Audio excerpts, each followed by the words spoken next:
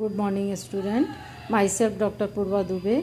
अभी मैं semester 3 corporate accounting का share kinds of share capital पढ़ा रही थी।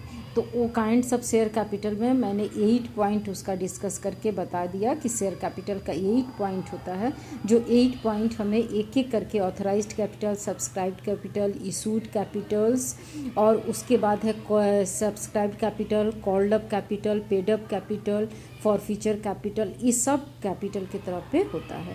अभी मैं आपको बता रही हूँ difference between authorised capital, issued capital and paid up capital, यानी तीनों में क्या डिफरेंस रहता है। क्वेश्चंस में आते भी हैं कि तीनों में क्या क्या डिफरेंस है, वो डिफरेंस मैं आपको बता रही हूँ कि तीनों में क्या डिफरेंस है। ज़्यादातर डिफरेंस का पॉइंट अगर 4 मार्क्स के आते हैं तो 4 या 5 पॉइंट लिखने से भी चलेगा, लेकिन कम से कम इसका डिफरेंस में तीनों में क्या क्या डिफरेंस रहता है वो एक एक करके मैं बता रही हूँ। सबसे पहला पॉइंट है, सबसे पहला फर्स्ट पॉइंट आता है मीनिंग, यानी इसकी क्या अर्थ है, इसका क्या मीनिंग है।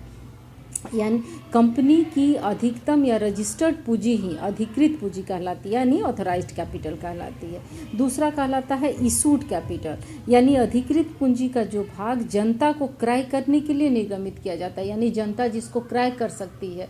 हम इतने ही अंश पूंजी, जैसे मान लीजिए हम 50,000 अंश पूंजी मार्केट में दे दिए, जिसको जनता क्रय कर सकती है उसको हम लोग कहते हैं निर्गमित पूंजी।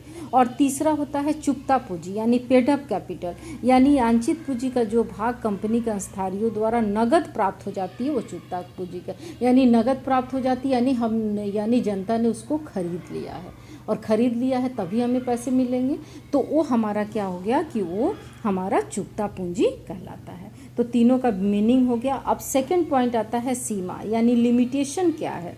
ये कंपनी की पूंजी की अधिकतम सीमा है, यानी अधिकतम सीमा हमारा जो है सो पूंजी की अधिकतम सीमा कहलाती है।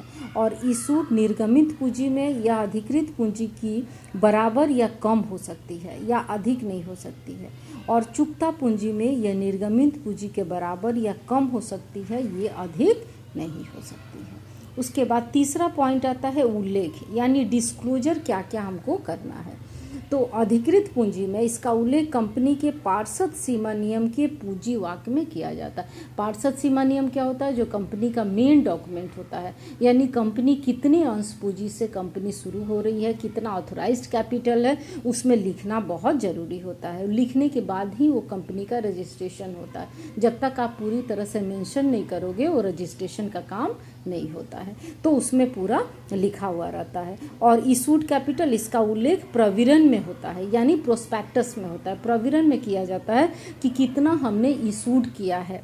उसके बाद चुकता अंश पूंजी में इसका उल्लेख ना तो पार्षद सीमा नियम में होता है, ना प्रविरण में होता है, यानी ना मेमोरेंडम ऑफ एसोसिएशन में इसको दिखाया जाएगा, यानी पेड अप कैपिटल को, और ना तो हम प्रोस्पेक्टस में ही दिखाते, यानी दोनों में से हम किसी में इसको नहीं दिखाते हैं। उसके बाद पॉइंट आता है, फोर्थ पॉइंट आता है, यानी शुल्क का आधार, बेसिस ऑफ ड्यूटी क्या है। यानी अधिकृत पूंजी में इसके आधार पर ही स्टाम्प शुल्क लगाया जाता है, यानी स्टाम्प शुल्क इसके आधार पे हम लगाया जाता है। और उसके बाद होता है निर्गमित पूंजी की स्थिति में यह शुल्क लगाने का अधिकार नहीं है, यानी ये आधार ही नहीं है, निर्गमित पूंजी पे किसी भी तरह का शुल्क नहीं लगाया जाता है।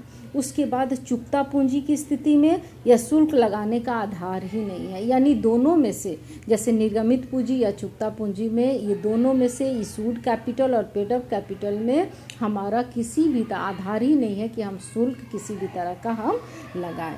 उसके बाद आता है फिफ्थ पॉइंट आता है पंजीयन का आधार, यानी बेसिस ऑफ रजिस्ट्रेशन।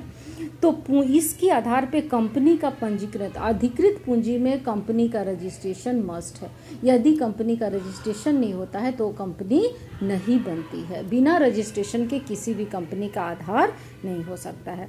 और निर्गमित पूंजी की स्थिति में यह पंजीयन का आधार नहीं है, यानी इशूड कैपिटल के लिए किसी भी तरह का रजिस्ट्रेशन कराने की कोई ज़रूरत हमारा नहीं है। और पेड अप कैपिटल के लिए चुकता पूंजी की स्थिति में ये पंजीयन का किसी भी तरह का कोई आधार ये नहीं बनता है।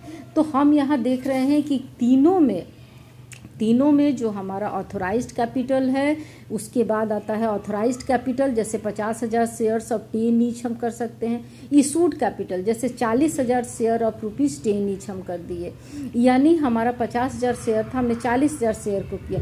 सब्सक्राइब्ड कैपिटल मतलब 30,000 शेयर्स ऑफ 10 ईच, यानी सब्सक्राइब मतलब हमको इतना ही मिला है, इतना ही हमने इशू किया 40,000 शेयर, लेकिन हमको कितना मिला है, 30,000 शेयर्स मिला है। उसके बाद कॉल्ड अप कैपिटल मतलब 30,000 शेयर पे हम मांग सकते हैं, और पेड अप कैपिटल हमको कितना उससे मिला है।